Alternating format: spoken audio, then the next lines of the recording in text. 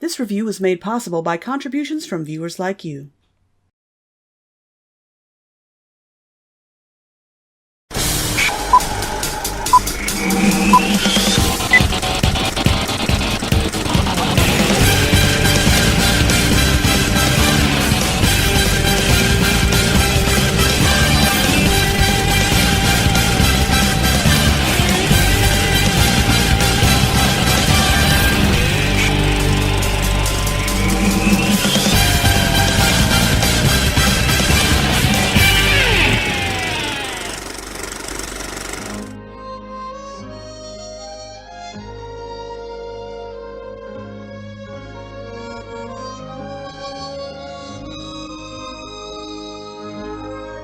Hey guys, because we're now ankle deep into the month of true love, let's wade through the Swan Princess 2, The Secret of the Castle. I know, The Secret of the Castle. Ooh, how mysterious. What's even more mysterious is how they thought that they could use the same title animation from the first movie and think that no one would catch it. We open on a noticeable downgrade in animation, where we see some guy, climbing a tree with his fingertips instead of grabbing onto the tree branches. I guess Richard Rich doesn't know how anything climbs trees. After setting a trap, we then cut to Odette and Bridget preparing for a very special celebration. It's a very special day for Derek and me. We've been married a whole year. Okay, so you've been married for a year now. Why aren't you the king and queen? I mean, you did get crowned at the end of the last movie. Does that not mean anything? Also, look at how Bridget is arranging the table here. Is she senile? If she is, why would Rothbart hire her to be his henchwoman if she's incapable of following instructions? Why would the movie sink so low as to making fun of someone who's senile? That's not cool, movie. And what did Bridget do to find herself in Derek and Odette's good graces anyway? Shouldn't she be rotting in the dungeon right now? It's amazing how often the first 2 minutes of a movie will leave me flooded with questions. I've got a good feeling about this one. But Derek can't attend their anniversary dinner, since he needs to put out a brush fire that's rapidly spreading. I saw the brute who started the fire! Wait, Derek can talk to the animals too? When did that happen? If their souls are truly united, he'll be able to speak to us too. If magical moonbeams are a part of this universe, I am so out of here! No, you're not. Oh. He somehow tells Speed and Jean-Bob to go down the river and... Wait, what? They go in opposite directions just so they can end up crossing paths? Space is warped and time is bendable. And what is Jean-Bob even doing here in the first place? The last movie ended with him thinking he's returned to his rightful form as a prince. Shouldn't he be trying to reclaim whatever throne he thinks he's lost? It isn't long before Derek is hot on the arsonist's trail, when Jean-Bob accidentally falls into Derek's quiver. Of course, this leads up to Derek firing him... wait a minute. They set up that joke and then they don't use it? Well, then what was the point of even putting Jean-Bob in his quiver in the first place?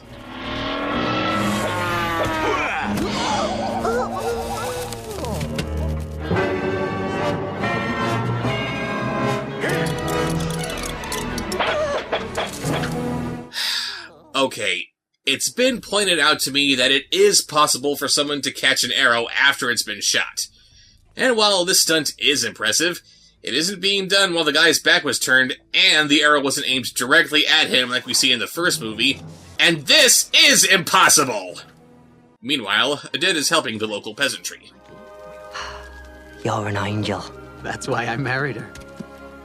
No, you married her because she was hot. What else is there? That was an interesting way to spend our anniversary.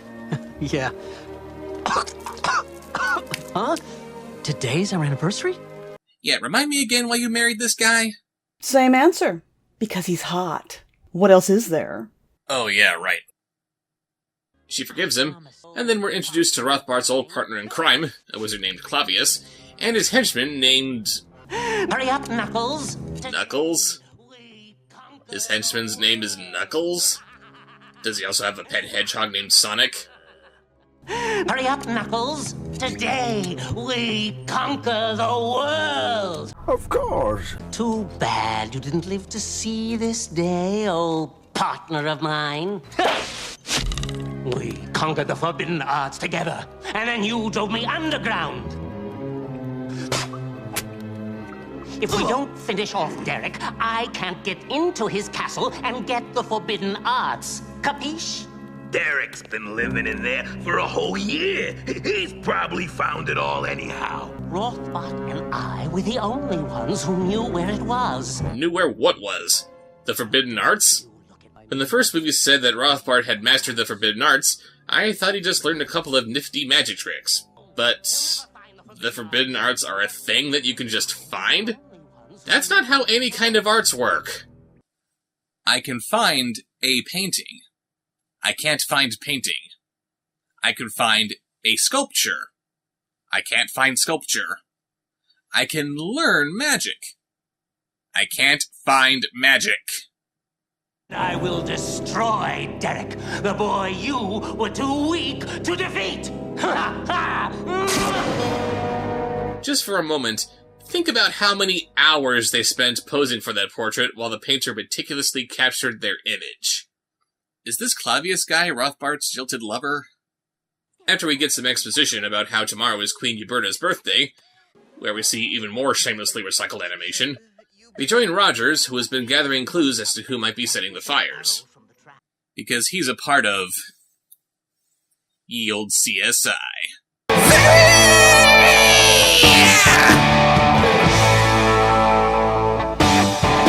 Of course, it goes without saying that none of these clues contribute to finding Knuckles the arsonist, so this is all completely pointless.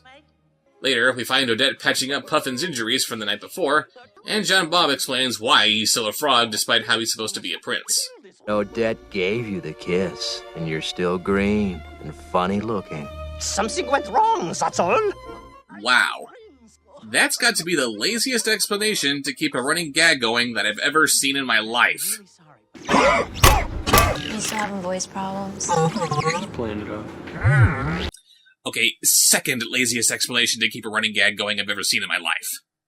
Then Odette starts singing a song about how sad she is that Derek is off trying to protect his kingdom instead of spending time with her. I want the magic of love again. And I want more than a cheap excuse to reuse old animation, but we can't get everything we want, can we? Back at Uberta's castle, she's sad because nobody came to her birthday. Chamberlain! Oh, happy birthday, Mother! Oh, I knew he'd remember! Hello down there! Hello! Hello, Nightmare the Clown! It's also worth pointing out that birthday clowns didn't become a thing until the 1960s. Uberta here should be a little confused by what's going on. What are you doing here, Uberta? They're having a big party for you over at Swan Lake. Swan Lake. They're finally calling it Swan Lake? This is the first thing that officially links the movie to the ballet? I think I just died a little inside. Anyway, the totally normal and not anachronistic birthday clown asks if she'd like to ride in his beautiful balloon. Oh, it's lovely! Oh, there's Swan Lake! Oh, I can't wait! Why are we flying away from it? Oh, well, there's been a little change in our flight plans. Our new destination? My place. Wow.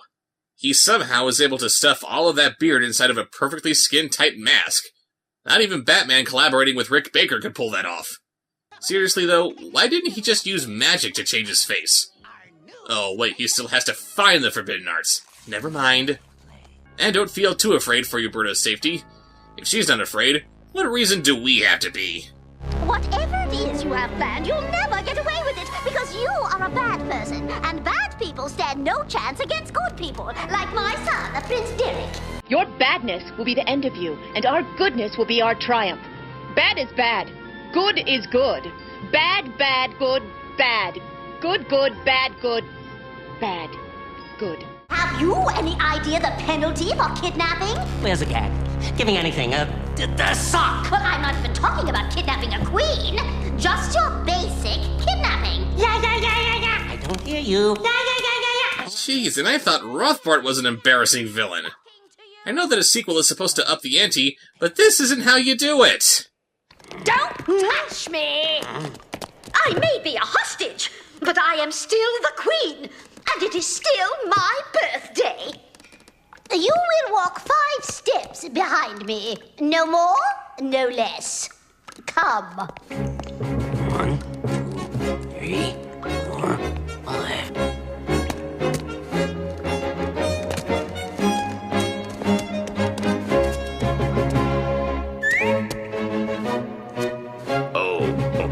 Sorry. Bow! Now, I am sure it is well past lunch. My favorite birthday treat is cucumber sandwiches and peppermint tea. Go!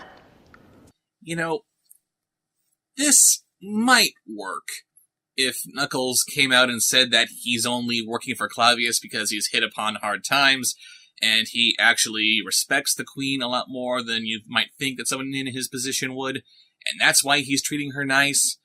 But she comes in, starts barking orders, and he just bends over and takes it? This is confusing, to say the least. Derek, meanwhile, receives word of what happened to his mother.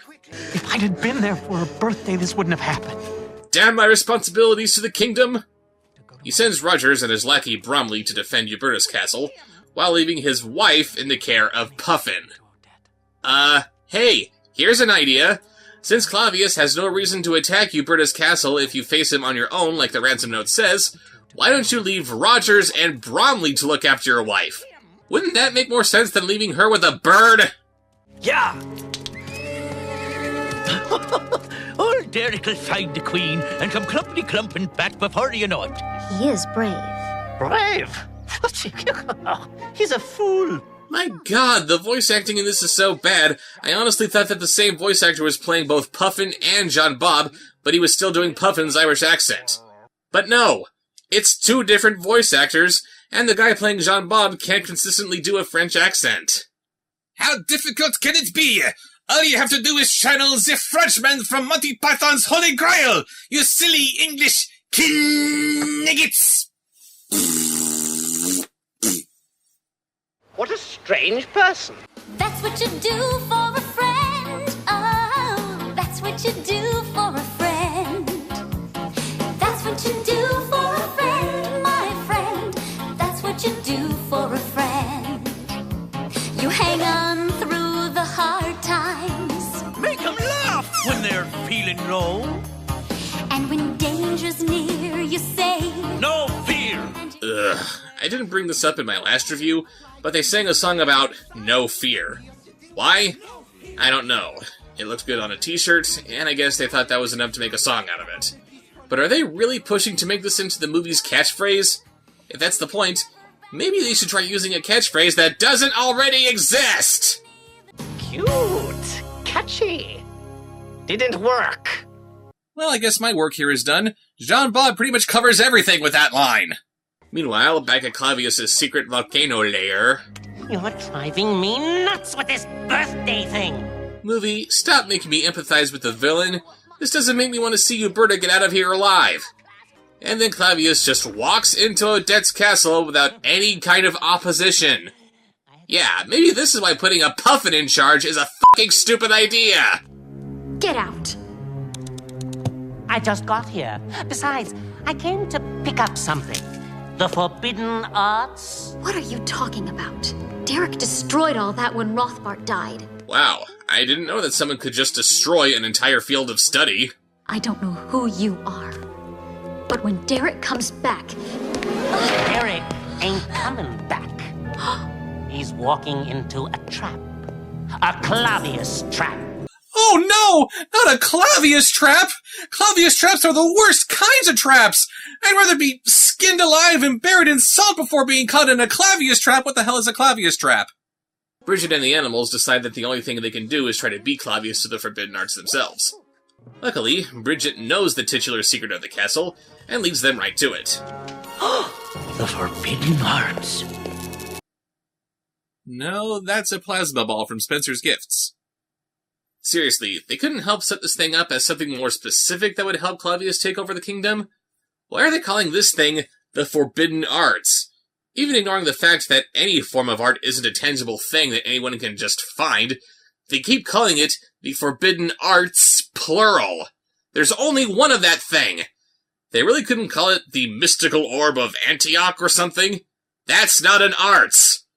Anyway, Bridget uses the Forbidden Arts to turn Odette into a swan so she can warn Derek. Why can't she use it to heal Puffin's wounds so he can warn Derek? But then Claudius catches up with them. It's you! Oh, Rothbart's little stew! So, was Bridget waiting to betray them? Did she betray them? She's still keeping the orb from Claudius, so is she trying to take over the kingdom? Is she the villain now? What's going on here? Shut up! This movie has nothing to do with no fear! Stop trying to make a model out of it! An annoying game of keep away later, we jump to Odette as she finds that, oh no, Derek is in mortal danger as he wanders around aimlessly. He walks through a bunch of traps, including a repeat of that crossbow trap from before. Oh, what, you don't want to catch those arrows? Then Knuckles sicks a wolf on Derek. Okay, what's the wolf's motivation to chase Derek? Wouldn't he run away just as soon as he was set free? Luckily, Derek is able to scare it off with a little fire. Okay, that just doesn't make any sense. Why would a wolf be afraid of fire? Wouldn't the birds have taught him how to manipulate fire? Also, Derek never puts this fire out. I'll fight this arsonist by setting the countryside on fire. That'll show him. But then he gets caught in a mud hole. Sticky situation, huh? You can't let me die like this. Wanna bet? Help me! Help me! Our hero, ladies and gentlemen. Hey, Derek, if for whatever reason you can't use one of your trick arrows to just climb out of here, why don't you consider paying Knuckles to get you out? I mean, you are a prince, aren't you? Can't you match anything that Claudius can throw at this guy? What's that you say? He lost his quiver in this earlier scene? Well, maybe someone should tell the movie that Derek lost his quiver. Oops. Then the movie goes all Princess Bride on us as Odette saves him. Sadly, this is not wrapped up with Derek getting mauled by an ROUS. Later that night, Claudius figures out where the animals are hiding the orb, where he spots them having a rave, I guess. Then he uses Bridget to get it back. Did they really not see him behind Bridget right there? No fear, no brains. Claudius flies back to his mountain, and the animals manage to hitch a ride.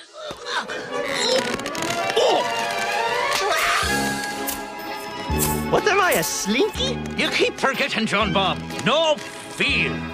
That does it! Thank you, Jean Bob.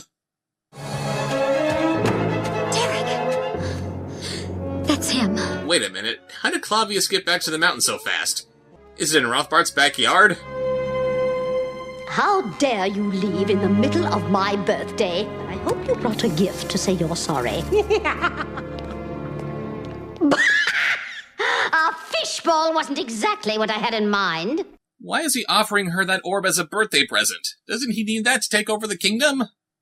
Now that he has the orb, Claudius starts demonstrating his new powers. The power to create. Wretched crook! The power to change. Despicable!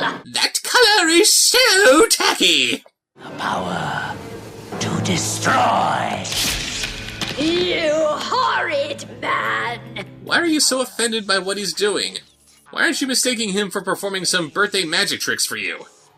Then we get a really out-of-place musical number about how powerful he is and how he's going to take over the world, and... Wait a minute. Why did he steal her earrings? He can magic up mountains of gold, but still feels it necessary to steal her earrings? And her shoes, too? Dude, you have enough money to legally buy all of Russia! Why do you need to steal her shoes? Oh no. Is he gonna tell her to put the lotion in the basket? Also, during the course of the song, he turns himself into Jefferson's starship. And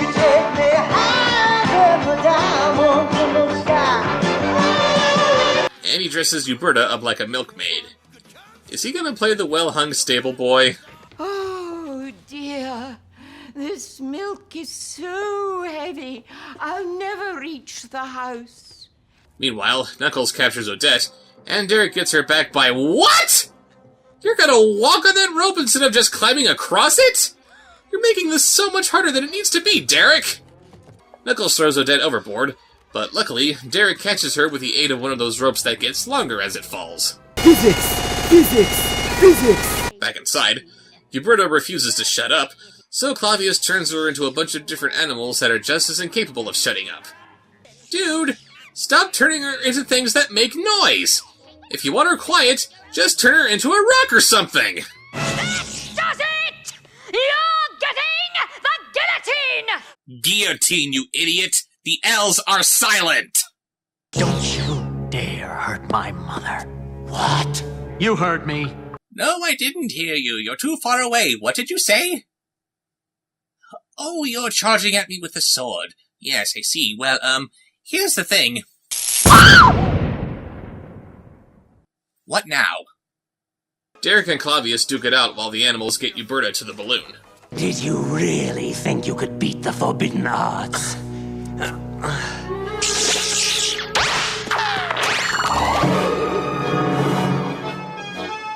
I'm a prince. Hey, look! I'm a prince. I'm. Well, thank you, DreamWorks, for taking that joke and making it funny. I'm a real boy! I'm a real boy! Oh!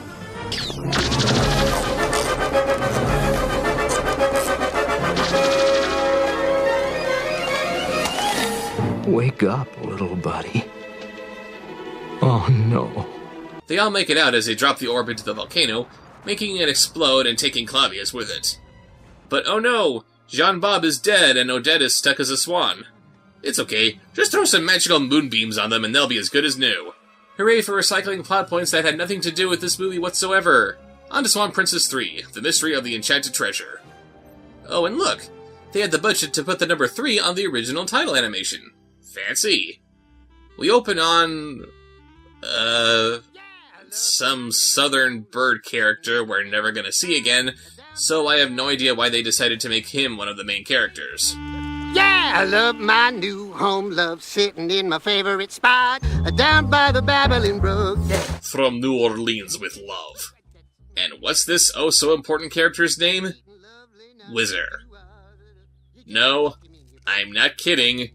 His name is Whizzer. I have to pee. Go away! He's captured by someone we don't know before we fade back to the really unappealing characters. They're having some kind of special festival days, which you might think would actually play into the story in some fashion, but no, it's completely meaningless. It doesn't get any better than this. I have a bad feeling that's very, very accurate. And just like in the first movie, it reminds us that we could be watching a much better animated film about a prince and a princess. It doesn't get any better than this. Be our guest, be our guest, be our guest. This doubleheader can't see anything better than... Was that a dog doing the puppet show? I don't know. That was not a very nice thing. Let's go back to Whizzer and see what he's up to. My name is Zelda. Hi, Zelda. I'm Clunky, make exposition dump. Zelda here explains that she and Rothbard helped develop the Forbidden Arts, and Wizard here is going to help her retrieve the last notes that they wrote together. Yes, it's more or less the exact same plot as the last movie, where Rothbard has some partner that was never established trying to carry on his work. She commands Wizard to retrieve the notes, and she needs him specifically because he's a yacky bird with a unique ability to imitate voices. I don't get it either. But what's stopping him from just flying away and telling her to piss off? Seek out Whizzer and bring him to me!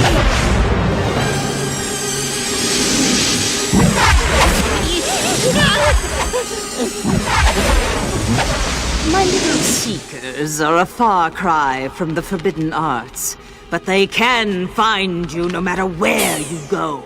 So don't ever try to run, and don't you ever betray me!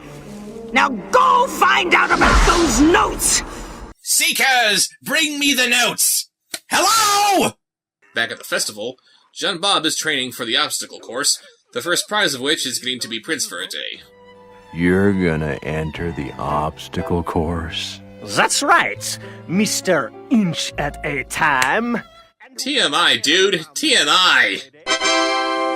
Wizard overhears Derek talking about how he and Rogers found Rothbart's notes, and how Derek didn't immediately destroy them because he thought that they might be used for good. Derek, nothing good can come from those notes. You must destroy them. You're right, Odette. I'll destroy them right away. Look, even if someone did find them, they'd never figure them out without my help. Apologize, apologize, apologize. I would never put you in danger. Promise me you'll destroy those notes, Derek. I promise. I was careless, foolish, and selfish. But I wasn't. I did this for us, for the kingdom. Said every human who ever came in contact with the One Ring. Now that he has the information he needs, Wizard sets off to get the notes, but Puffin gets in his way. Another boring chase scene later...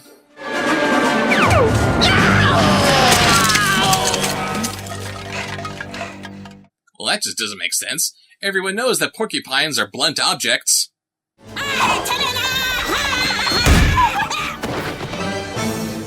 While Zelda prepares to get the notes, Rogers insists that Derek apologize for lying to Odette.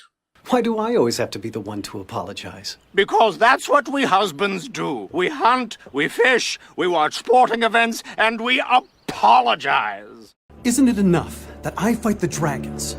That I fight the villains and I win the prize? Why must I also get down on my knees and apologize? 3 words. No more sex. Then he starts singing about how much she means to him. I'm sorry, but if you really are this in love with her, why is it so hard to apologize?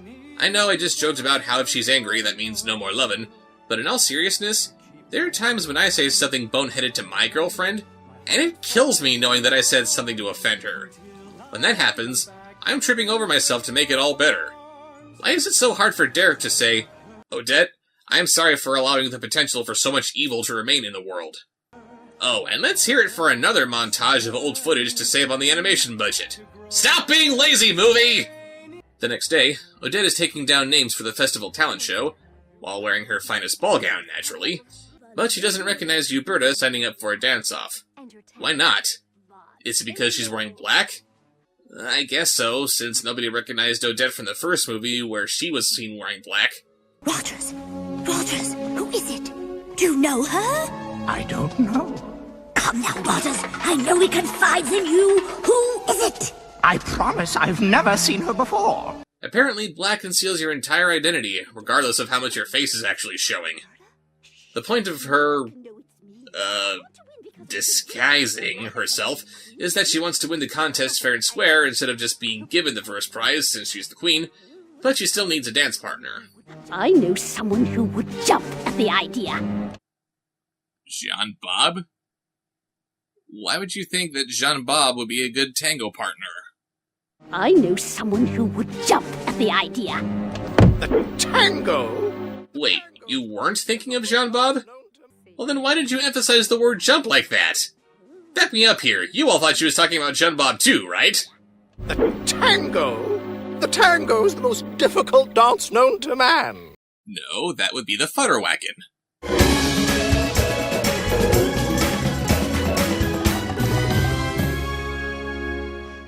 Then Zelda shows up to infiltrate the castle, posing as a poor slave girl who has escaped from a neighboring kingdom.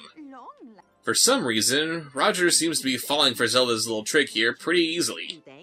Considering how much of an authority he is on the subject of being a husband, does that not suggest that he too was married? Isn't he supposed to be too focused on making his dear lady wife happy to give Zelda the time of day? And what's even more confusing is how Rogers isn't in any way turned off by how she's constantly physically assaulting him. I'm trying not to judge here, but this is very disturbing. It isn't long before she discovers the location of the notes, and she makes off with them, leaving Rogers to sing a song about how heartbroken he is. She's gone! She's gone! She's gone, and with her the sun, the moon, and stars have vanished from sight. There'll never again be a sunrise for me, because she was my light. You know, you guys can go ahead and watch this scene if you want to. I'm just gonna watch The Fox and the Hound for a bit. We met, it seems, such a short time ago. You looked at me, needing me so. And with the greatest love the world has ever known, has suffered a dagger right to the heart, and lies as cold as stone. I remember how we used to play. I recall those rainy days.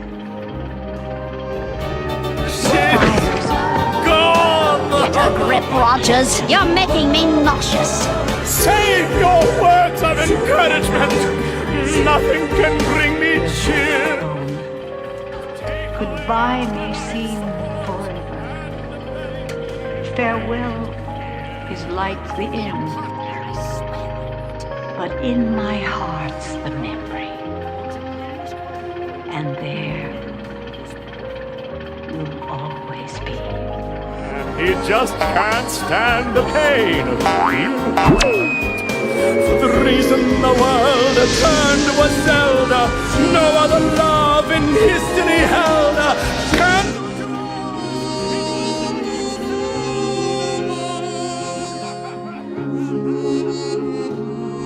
But now she's gone.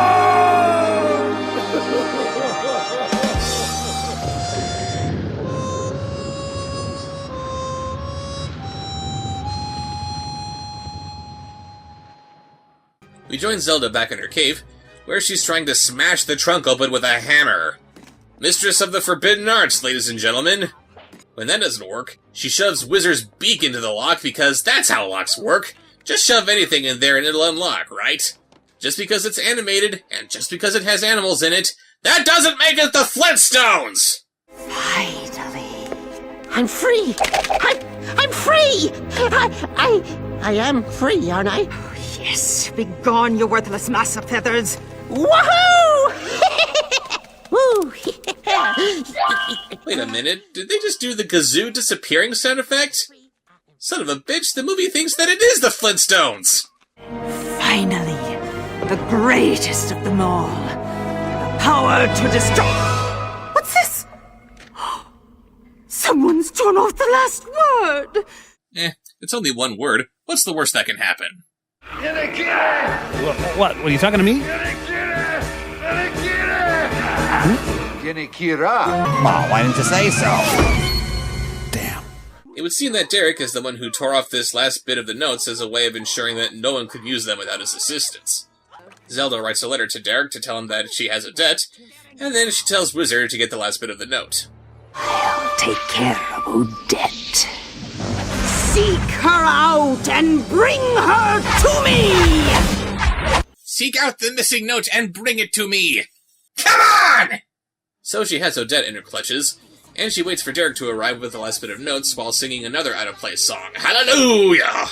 There ain't nothing but bad days ahead. Move over, Medusa, Cruella, get lost, take a hike, wicked witch of the west. Hooray, the Forbidden Arts gave her knowledge of pop culture references. Those make every period fantasy movie better. And then she turns Odette into a swan again. Fine, I get it. She has to turn into a swan to justify the title, Swan Princess, but Zelda didn't say, turn her into a swan or something. She just pointed at her, and poof, she's a swan. Is that just her magical default animal to turn into? Back at Derek's castle, he gets the letter that Zelda wrote, he rides up to rescue Odette, and Wizard is left alone with Puffin and Speed. All we want to know is how to find Odette. Please? You gotta help us. I can't tell you. She'll send one of those fireball things after me. She'll torture me way worse than you ever could. Believe me, she won't waste time with a nice talk. Who's she? Oh. Hush, hush, hush. Wizard, me friend. You're a prisoner forever when you're trapped inside your fears, because you know that what you're doing isn't right. Blah, blah, blah, no fear. Shut up! That whatever comes, we'll take it in our stride. So be true to the feelings that you're fighting, because there's no fear when you're on the right side. Hey, geniuses! Instead of trying to convince him that he's on the right side, why don't you try offering him some protection? I think that has a better chance of making him talk. Zelda! Zelda! Zelda, I'm coming for you. Where's my wife, Zelda? He runs into Zelda, posing as Odette, and she effortlessly retrieves the missing bit of notes.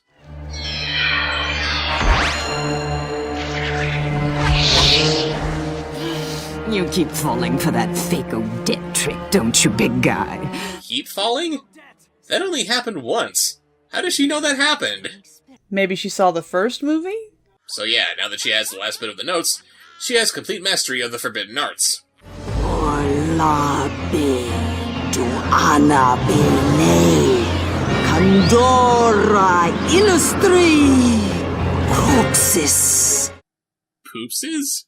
My poor little Poopses. They follow Zelda back to her cave and free Odette, and Zelda sends out a destroying seeker to kill her.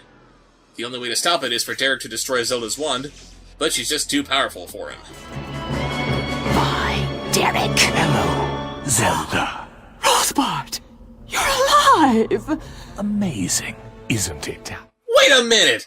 He has never heard Rothbard's voice! How is this possible? The only time we see Rothbard is in this flashback that he didn't see! Anyway, this proves to be just the distraction that Derek needs to destroy the wand, but...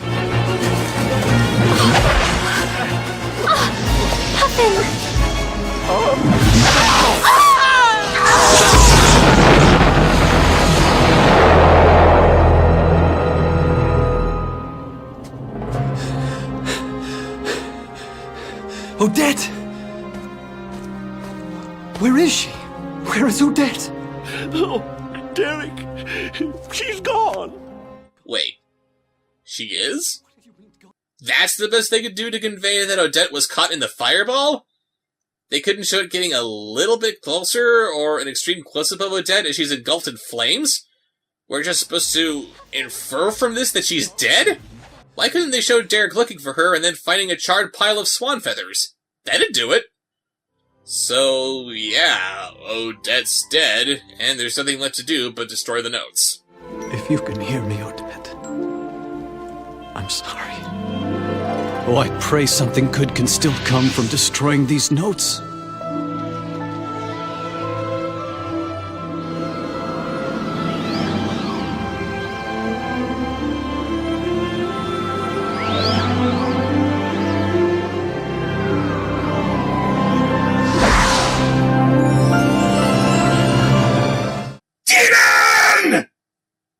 So, Odette's gone, and then she comes back as some kind of fiery abomination brought on by the forbidden arts? No! That's not Odette! That's a demon cleverly disguised as Derek's wife so that he won't kill it! Get thee behind me, minion of Satan! Well, this certainly makes the Swan Princess Christmas a lot more coherent. Now it makes total sense that Odette wouldn't know what Ornament Day is. I now know why these singers sound so ungodly and natural, and you cannot convince me that that is not the face of a demon right there. So Derek, the animals, and the Bride of Beelzebub go home to their castle. Promise me, Derek. There's no more magic in the castle? I can't do that. So long as you're here, Odette, there'll always be magic. Yes, black magic! Someone get the holy water! So that was the Swan Princess 2 and 3. They're completely pointless. I mean, why do these movies even exist? All that they're doing is cleaning up Rothbard's legacy, and maybe if that was established in the first movie, that might actually be necessary. But all they're doing is beating a horse while keeping it on life support so it isn't entirely dead. The animation took a serious step backward, the plots are tedious, The songs are out of place and forgettable, the no fear thing is annoying as all hell, the characters are still just as bland as ever, and the only one of them to have any kind of development is Bridget, and we still don't even really know what her deal is. Oh yeah, and Odette is a demon! That's kind of gonna taint the entire series now! But luckily, since I've already reviewed Swan Princess 4, we're ready to go into next week as we delve into Swan Princesses 5 and 6 in all of their horribly CGI'd and sickeningly auto-tuned glory. See you later.